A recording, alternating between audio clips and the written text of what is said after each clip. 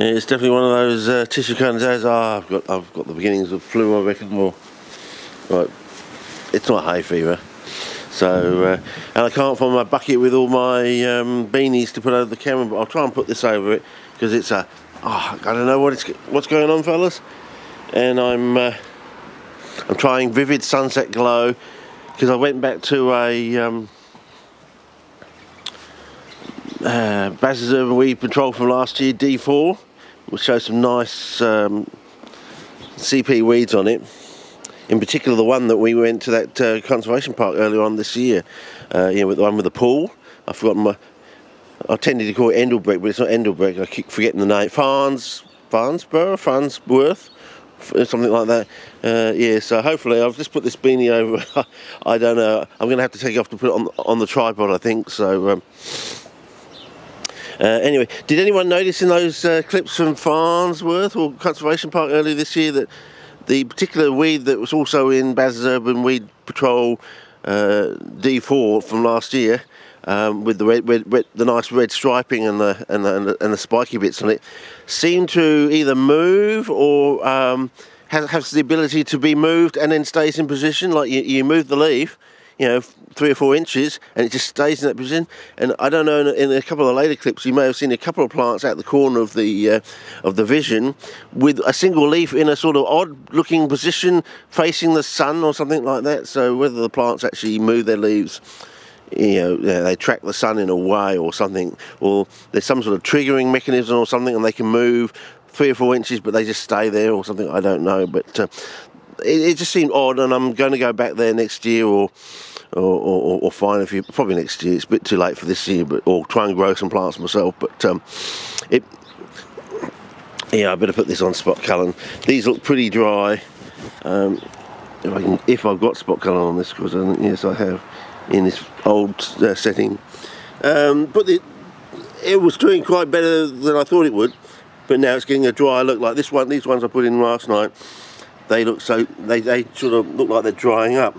But again, this pot hasn't been rained on, so let it get rained in the next 2 days. That's what all this wind is about. Get flushed through, settle down for a week or so, and I'll try it again. But whether they'll survive or not, I don't think. Whether or not the nickel, which is in here, is opening up the pores of the plants, the stomata, and the plants are just dehydrating because of that. Is that why they're swamp plants? They have to be in really wet conditions to be able to take the nickel or the copper, the nickel from serpentine areas.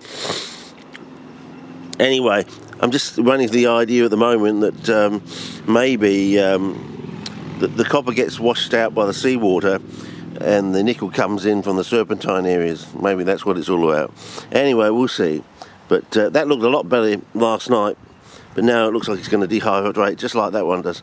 But that's had about a week there, so and I had to make it wetter, so I had to put an extra slot in there. I don't know if you can see that, but yeah, extra slot in there, and we'll get to that one and try it out again after this rain, I suppose, and also next week. But anyway, today's piece of work, even though I'm feeling absolute shithouse at the moment, I thought I'd better push myself today, because I'll probably be in bed tomorrow or the next day when it's raining. Oh, so we'll just take this. Now that's got about what looks like 5 plants in there, I think, maybe only 4. So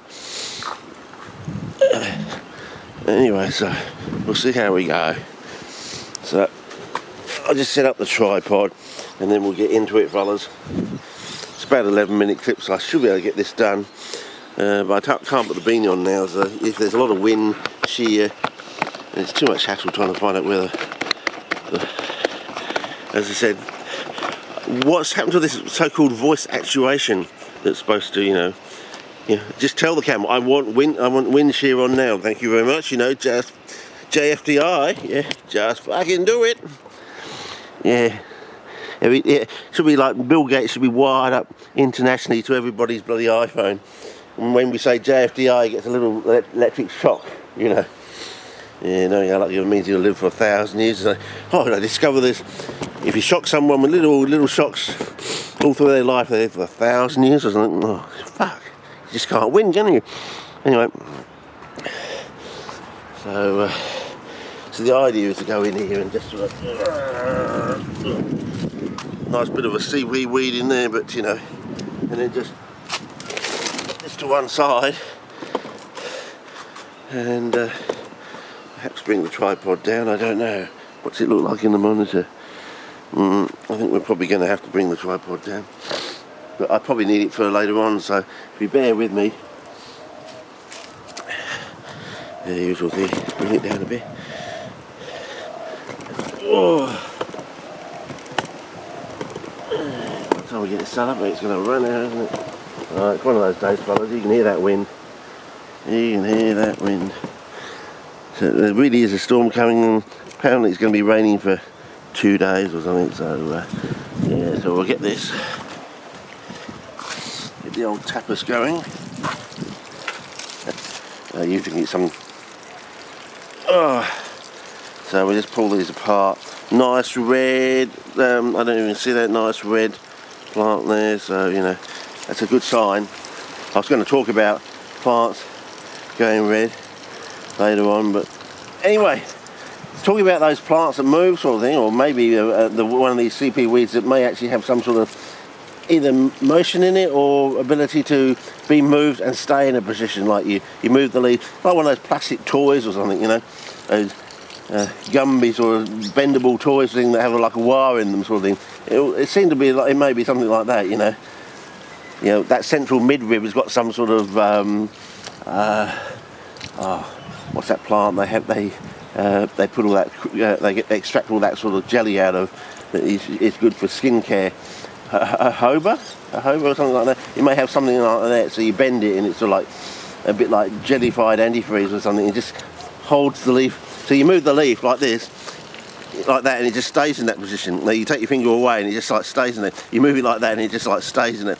Yeah, it's not like springing. It sort of, you move it and it stays, you know, like that sort of thing. And you move it here and it just stays like that, a bit like that.